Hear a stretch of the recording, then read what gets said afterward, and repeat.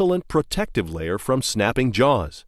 Depending on the size of the dog and degree of excitement, you may be able to reach down and pick up the dog around the chest area, keeping the towel between you and the dog. Many fear biters will quickly settle down once picked up in this manner. This same technique can also have value restraining the dog that is already on the table.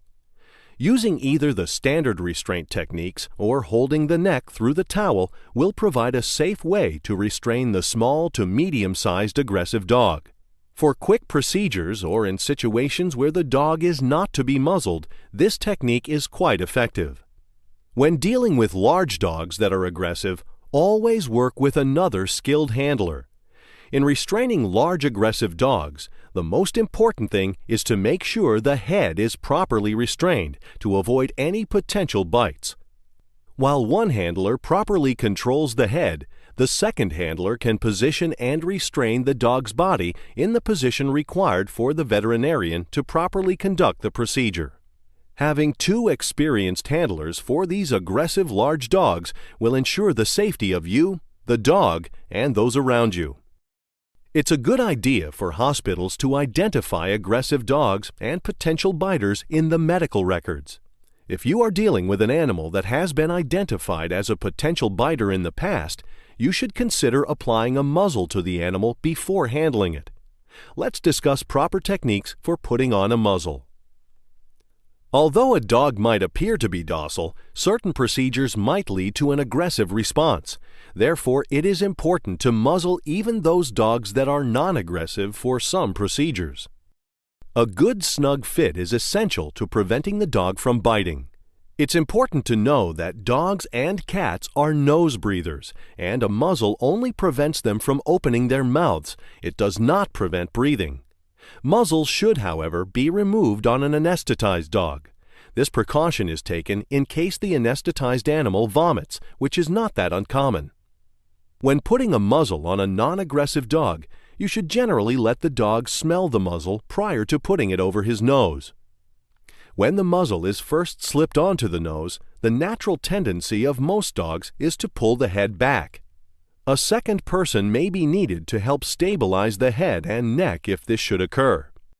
Once the muzzle is in place, quickly snap or buckle the strap behind the ears so the muzzle is very snugly in place. The other natural reaction to having a muzzle on is to paw it off with the front feet. A loose-fitting muzzle will be easily dislodged if not very snugly in place.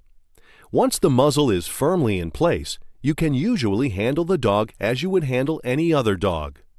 Alternative muzzles work equally well if applied properly. A simple muzzle can be made with 3 to 4 feet of strong, non-stretching roll gauze. Start by forming a loose knot in the center large enough to be easily placed over the dog's nose as demonstrated here.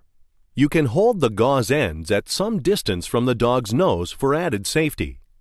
Once in place, pull the loop up snug, forcing the jaws together. Quickly cross both ends underneath the jaw and tie them snugly behind the ears.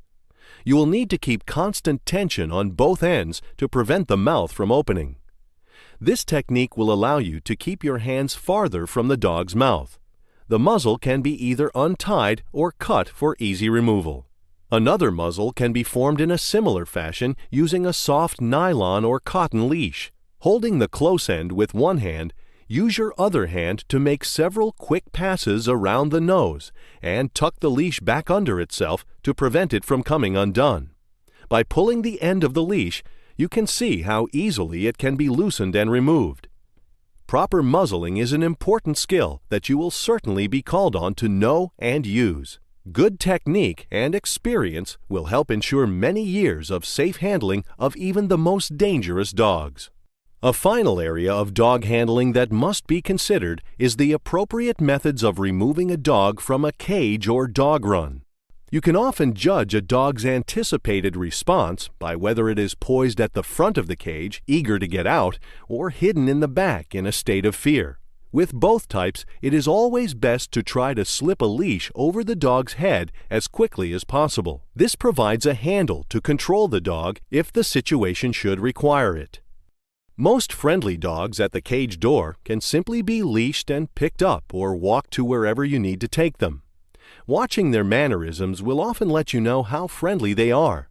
The fearful dog hidden in the back of the cage or run must be handled with more caution, as it is likely to be a fear biter.